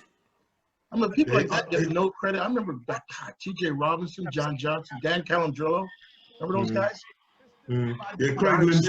Peter Mintoff and all those guys. I hear those names all the time, and I'm like, are those names just lost in the sauce every day of basketball? It's a shame. I mean, we're losing, man. What I find, Josh, is people get really precious about their team in this country. Like I get it, like you do with Giants stuff. People get sort of really protective over it because they were there and they saw it, Yeah. But the whole point of trying to share the history of the game is to engage more people in it, and also to make sure that the kids now realise there is a history there. There are guys they can look at and they can build on what they've done. It is about letting people. Because I mean, for me, growing up in England, I got to at 15. I did not know I could have a professional career playing basketball. Pretty much 2 and a bit years later, that's what I was doing. Yeah. So it's about trying to give kids some inspiration and something to aim for. That's just a few levels above where they are. Yeah. We should be trying to encourage English kids to be playing in the BBL, and the clubs should be doing that and investing in them. Yeah. Unfortunately, Steve, now with the rules, it's finances. It comes down to straight. It's a business. And an English star is not going to come back to play for London, whoever, where they can go to Barcelona and play for 5 times money. I think that one of the big things, and obviously this is on Sky Sports, and not everybody. We never had Sky Sports in the day. I had to go around a mate's house to watch this. But it was on Grandstand on the Sunday. So it had like a terrestrial, on a big sports show, Grandstand on a Sunday was the big thing. Everybody watched that, even if it was skiing. There was all sorts of stuff on it. But the United Giants game that we mentioned before, Colin, that was on Channel 4. It's just a regular. Yeah, Channel 4 had a big. They show the game every Friday. Every week. It might be taken, but they show a game. The Royal Albert Hall, wasn't it? Was Royal some of the big finals? Yeah. Which is crazy. The finals then were played at the Albert Hall, played in Birmingham, and played in London. Those are the finals, the Cup finals, and always played at big venues. Jeff Jones was telling me that the floor that they used to use got transported around the country as well, so that wherever the game was being hosted, they'd have this Channel 4 floor that went down. Yes, that's true. That is true. And before I can remember this, I was still a junior. I think I travelled down. We played a junior game at Crystal Palace, and I'm sitting in the stands after, and I'm just sitting next to this guy, and he starts talking about how they're going to start showing basketball on TV. Can you tell me a bit about the rules? There's the Nick play. Yeah. Nice. Looking for Cal. He looked terrified, bless him. It was Simon Reed. So the guy that ended up leading all the commentary. Oh, really? On Channel 4, it was him. And, wow. We just sat next to him explaining the rules of basketball before, and this was like about 3 months or so, 4 months before Channel 4 launched.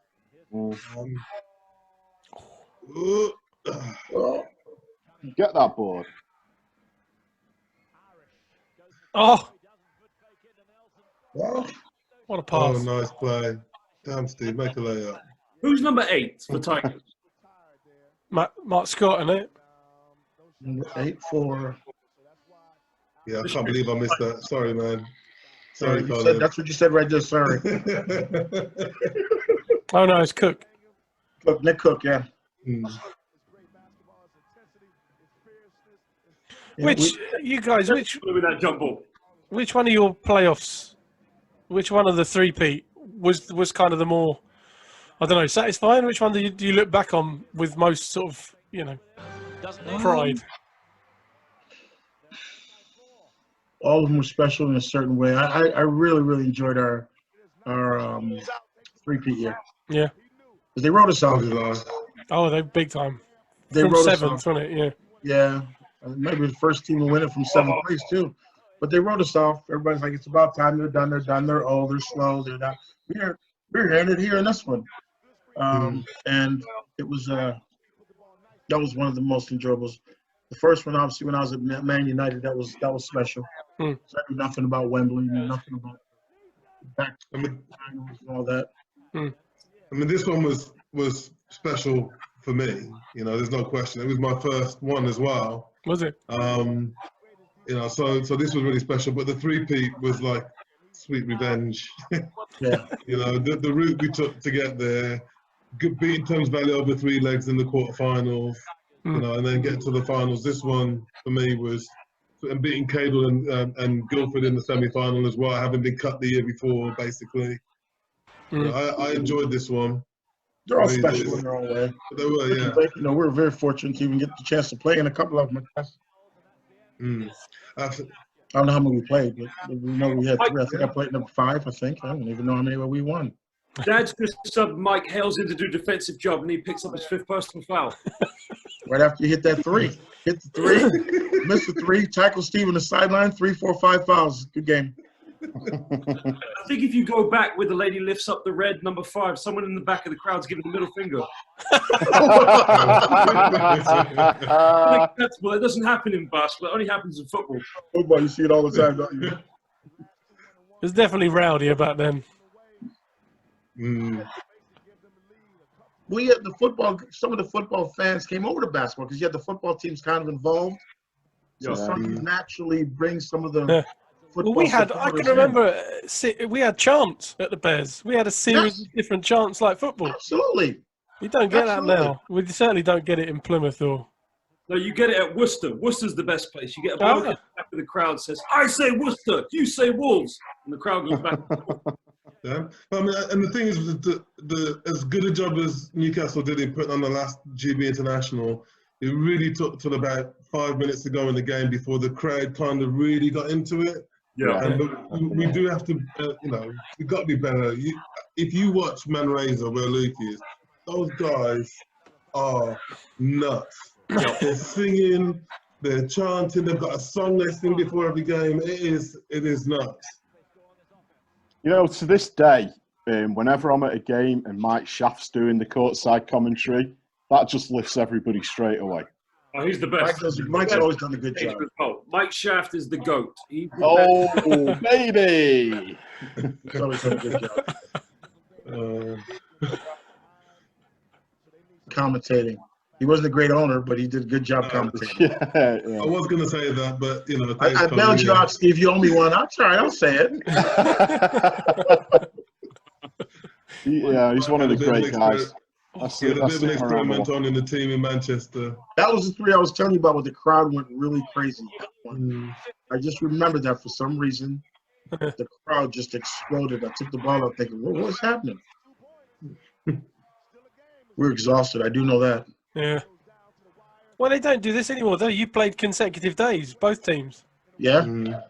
Well, and the game was, our game was the late game, so I don't think we played until. Sorry, Colin, that was a great D there. Like 5 charges in this game. Oh, what happened? I was tired. I couldn't move my feet. St. Kitts forgot to take his ear stud out too. No, yes, I thought I saw that. But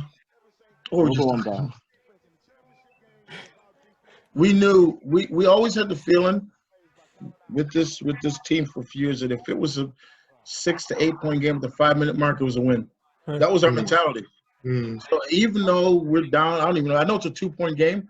We know we're going to win this game. It was the most bizarre feeling. No panic. We didn't panic. Even earlier in the game, we didn't panic. We just. It did feel like we were always going to win this game. Yes. Yes, we always felt like we're 6 to 8 points with the 5 minute mark. We're going to win. I can't remember how many games we won this year like that. It was unbelievable. I think we won. Didn't we win 30-something games in a row, Steve, that year? We won a lot of games, and everybody gave us their best shot as well because we were, I think we had 32 league wins in a row. Yeah, we got everybody's best shot as well, man, because nobody, wanted us to win. That's because we talk so much. Oh, we did talk some ish while we were out there. That was for sure. That's funny. Colin, a few people have told me that you were the best trash talker in that league. It was fun. It was. We enjoyed it, man. You know, things. I didn't understand the competitive side. When you're here and you grow up, you know, you have rivalries. You don't talk to each other, and then once we got over to England, it's like after you play each other a couple times, you find your friends and your buddies, and you get on the court and we talk to each other. We get away with the dirty stuff against each other, and then right after, you always go to the bar and have a cocktail with everybody. Yeah. Mm-hmm. When I talk to Dorsey quite often, and he described you as a handful. Tony was incredible. Woo, man. Yeah, Tony was. Speaking of hands, he was hands-full. Yeah. Yeah. Him and Nigel, when they played together, man. Yeah, in Birmingham. Yeah. When they're in Birmingham, yeah. I had one of my best games actually forward, and after we had some of those foreign coaches come in, I had one of my best games in Birmingham at Birmingham. But we always had to win in Birmingham because that's when your folks came, Steve. Yeah, of course. Yeah. I remember that the year we had the Mormons coaching, we were waiting for and this is no disrespect to Mormons at all, but that's how he came in, and that's the players they brought in. I've been starting all the games because they were waiting on their big guy to arrive. Oh, this is where I get fouled. And I remember playing. I only played about 6 or 7 minutes in the game because they benched me, but I hit 3 of the deepest shots I've ever shot in my life. I was so angry at not playing. So angry. He's not happy. I have to talk through this bit a little bit. So this is so first of all, I should have made the layup. Absolutely. You know? I should have made the layup. It should have been an M1, so it was should have made the follow-up. I've been struggling from the line big time all game because that stupid light that was sitting behind the backboard. That's my excuse anyway. And it's true. That is a true story, though. Yeah. During this time, mate, all Alan did was say, right, when Steve makes these 2 free throws, we're in this defense. We're going to do this, and we're going to stop them from playing. So I'm like, in my head, I'm like, I'm not missing 2 again. I'm making these 2. I'm making them. They're going down. I got to make these shots. I remember I'm just standing there rehearsing them. I remember the free throws, and I couldn't get Nigel to shut up. Nigel Lloyd, I like Nigel. He just kept talking. I think we'll see it in a minute. There's another timeout first, isn't there? He calls another time. I think it might be. I remember Nigel. So when I walk back out on court now, I'm just trying to concentrate. I'm making the basket. I see Nigel's kind of hovering, you know, and then the second time out gets called. Come on, Steve. You know you're gonna miss this.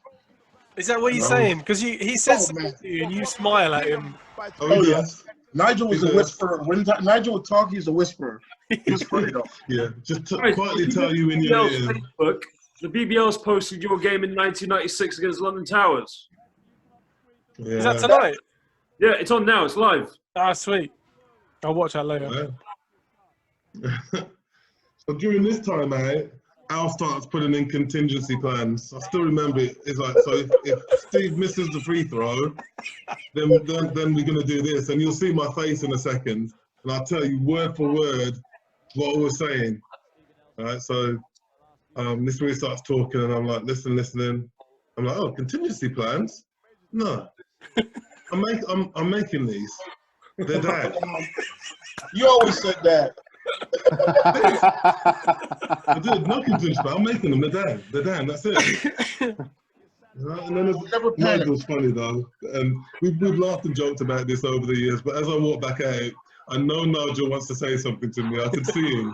I know it. So I'm trying to not ignore him a little bit. Not be nervous, but that's not what I'm about to do. I'm at half court. I think I'm at half court yelling at him. Shut up. Didn't say anything then. As soon as I shoot this, make this shot. Here comes Nigel, and he went, you know, TV won overtime. and my answer to him was, Nigel, get the Out of my face. And there it is. Yeah. You can hear Van Halen jump in the background. I was surprised that they went for the last shot. I remember thinking they're really going to play for the last shot. Look at Alan. We're exhausted. No, he's doing pitter patter drill. Is that what that is? Patter pitter. No, it's that defensive drill where you got to get your feet going as quick as you can. Something happens. Oh, there. Oh, yeah. He gets a little tip. Oh, under the basket. No foul. Get that out of here. Yes! I was going nuts. Dad wasn't happy, Josh. No, he wasn't. I can understand. I think that's a bad call. Oh, it was all ball, man. That's an unsportsmanlike foul on Mr. Irish. Wow. He blew the whistle. Didn't know what to call. Is it Rob? Is that his name? Rob Island? There's our buddy Alan Richardson, is it? No, that was Alan. Wait, Colin, why have you not just said right now, Cleveland, this is for you? Yeah, we're so tired. I was like, where's the Carlsberg? Carlsberg league. Steve, what's the first thing you said to Nigel Lloyd at this point? Well, no, that was it then. It was just over. It's over. Game's done. On to the next one. I think when we went back to the hotel, we were all at the bar that night. Right. Yep. As always. They put us all in the same hotel. So, it was done. We won. Move on. Big Mike Spade. He was getting ready for a knee operation, wasn't he? Yep. Foot. Was his knee or his foot? Well, the other time was his foot. The other time this year was his knee. Steve, I'll tell you a funny story. Colin, you're like this as well, because Dad had a lot of bad luck at Wembley, but he got sacked from Tigers in 1997. 2 years later, he went to Towers as the assistant coach, and they met Tigers at a Wembley final that year. And I remember Dad just had enough of losing at Wembley, and at halftime they were losing. And then there was Malcolm Leake, there was Randy Duck. Watch. We'll go back to that all ball. I'm telling you, that's all ball. Woo! Nobody. That What's the ref? Yeah. What are you gonna call? Double dribble. Travel. Wait, he goes like that and he goes like that. He does. He gives the double dribble signal, didn't he, first? You didn't know what to say. Oh, terrible. I'm sorry. Go back. What are you saying now, Josh? I remember being 9 years old and just following that Towers team, sitting on the bench at Wembley, and they're losing the Tigers. So Dad's had a rough history at Wembley winning. And of course, he gets fired by Tigers in 97. So 2 years later, he's in the final, and it's against that old team that he had no luck and got fired from. All so right. Martini's the coach. He went to Coach Benetton the year after. He's trying to keep things calm, like, all right, guys, look, we're down by 15. It's okay. Dad just takes us, you got him! It's like screaming at players. How dare you let Jason Seaman do it? How dare... Of course, they go out and win the game, and I think that was the first time he ever won a championship at Wembley. All right. Jason Seaman, that's another one. He was good. He was brilliant. He was solid. He was very good. Yeah, he was. And Casey Arena, too. Casey Arena. Wow, yeah. Damn, like I said, there's so many players that are just, names after names. Well, do you know how Casey Arena left the UK? No. Do you know this, Pablo? No. Do you know it, Steve? No. I don't think I should say it because it's live, but I think when we turn the record button off, I'll say it. It's a good story, though. It's brilliant. It's fantastic. Wow, no. Pablo, when you turn the record button off, I'll share it. It's a great story. There's some great stories, some great characters. How they left England, boy. It was yes. It's like Bontrager. That was a hell of a story. Everyone thought he was going to be part of the Glasgow franchise or Livingston when they moved north. Oh, the Murray International, yeah. Yeah, but he didn't show up. Oh, really? He just didn't show up? Well, I think he kind of committed and then in the end changed his mind, but I think they tried to sweeten it to get him to make the move. So, there's some stories, man. Yeah. There are definitely some stories out there, which are definitely not for when the record button is.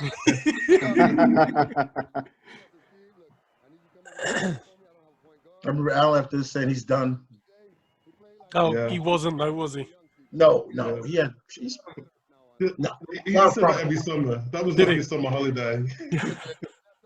I won a championship, I'm done. You know, but by September, the bug was back. How many Wembley's did he end up winning? He won. He got 2 more, and then he got. I think he had a year without winning anything, and then he went to the Towers, didn't he? He won one with the Towers. 96 and 97. He won it. They beat Leopards in the final. There you go. And then he won a bunch of NBL playoff championships with Solent. Yeah, we went down to 50 Solent years together. old. Yep. Yeah. We won a couple of things. We were at Division 3 when I went to Solent just to play around and have some fun. Again, another reunion. Mark Scott came and played that game. Mark Scott was always Solent as well, yeah. Roy Lewis. One of the last games I played in anger, after I pretty much retired, I signed for Worthing Thunder, and I wasn't able to play a lot of the games, so I was travelling I was working for England basketball at the time, and they made the playoffs, and we had to play Solent at Solent. Yeah. And when I tell you that Alan, at 50 years old, what's his name, Gale? Garnet Gale? No, it wasn't Garnet Gale. There's an American guy that played at Thunder. I can't think of his name now. But Al taught him a new one. Literally, he gave him a clinic in how to play from the top of the D. Do you remember, Colin? Do you remember that game? Where this was literally the first quarter. Al must have had 18 points. He must have had 18 points. We played home and away, right? I only played in one of the games. Yes, we played home and away. I do remember that. That was the semifinals of going to Wembley. Yeah. Yeah. Yeah. And literally, he put on a clinic about, as a big man, how you play from the top. This time I'm gonna catch it, I'm gonna shoot it. This time I'm gonna fake it, I'm gonna take you one dribble, I'm gonna shoot it. This time I'm gonna fake it twice, you're gonna jump, and I'm gonna take a little size. He did everything you can do from the top of the key, age 50, against a professional athlete, you know, playing at a high level. It's bugging me, I can't remember his name. I do remember that. Yeah, that was a hell of a game. Enough said. That's a great shot to finish on as well, man. Sorry? Just watching you guys playing at Wembley a year after as well. Wow. Who did we beat the year after? See, do you remember? Manchester? No, yeah, Guildford. Manchester. It's Guildford. Not in the final. Guildford. Guildford, yeah. Guildford in the final? Yeah. Yeah. Because I think Guildford went into Europe that year and actually did all right. Mm-hmm. Yeah, teams were going into Europe and competing and maybe get 1 or 2, maybe sometimes 3 wins, yeah. We went into Europe after this year as well, Steve. The Cup Winners' Cup, I think. We went to it was the Korak Cup, I believe. Correct, that's it, yeah. Yep. We had, and then we ended up losing to Benfica, maybe. We lost to a Portuguese team. Certainly did well in the early rounds, yeah. Yeah, we ended up losing to a Portuguese team. We beat them by 15 to 17 at our place. And as soon as we got off the plane, they started saying, we were like, we got this. As soon as we got off the plane, the fans and everyone kept saying, you're gonna lose by 20. Like 3 days we heard that. We ended up losing by 20, 21. Yeah. I still remember those. So teams were competing. Because the quality I feel was better. The American quality of player was coming over was better. No offense to anybody or anybody who's playing now, but it was. No, I mean a lot of these guys. What I try and explain to younger fans now is that a lot of these guys were NBA standard players. Yeah, absolutely. And that's just somewhat. I forget. I think you might have been Jeff that used the analogy that back then these guys were sort of 1 rung away from the NBA. Whereas now they're 4 or 5 rungs away from the NBA. Well, just look at Yorick. Yorick is 43, and he's not out of place at all. Wow, yeah. To be fair, Yorick scares these young guys because you know that the Yorick Williams glare. Yeah, and you know what? You know how he's always pencil thin? He's filled out now. He's like a buff version of Yorick Williams. So he's got that. You know, still got the gold teeth and everything, so he just has to look at players and they go, okay. But he's still 43. Still got it. Yeah, I mean, there was some Americans. To be around. Yeah. What were you saying, Steve? What were you saying, Steve? I cut you off. Sorry. So I was just so there was some serious Americans back in those days, man. Oh my goodness. It was so different, you know, in terms of playing. And I guess because you were only able to have a couple of guys on each team, as English guys, you had to step up. Otherwise, you know, there was someone else that was going to take your spot, and you have to understand their role within the team. Yes, there might be the guys that you got to get the ball to at key times, but that was only part of the job. And even some of the lower teams back then. See, if you look at Hemel, their Americans were Harvey Knuckles, Steve Hale, Wayne Johnson, North Carolina. Yeah, you go to Calderdale, Cat and Michael Blunt. Yeah. Oh my goodness! I mean, and they, whew. But you say that. Play. Oh my goodness! And then you go even out to even the Glasgows. Who are there? Ralton and Lewis Young, and, Tommy Collier, Butch Hayes. Butch Hayes. He was a bitch. Sorry. Butch was. Pabz, it's time to turn the record button off so we can now share the good story. Yeah. Okay. We'll round this off. Thank you very much, guys, for coming on and doing this. This has literally been a dream come true for me. I don't care about anybody else. This has been awesome. It's been amazing. Hey, I'm happy, even though that family lost. Don't worry. Yeah. I don't even think we talked about the game. We just been chatting away. It's been good. It's been excellent. Right. Thanks, fellas.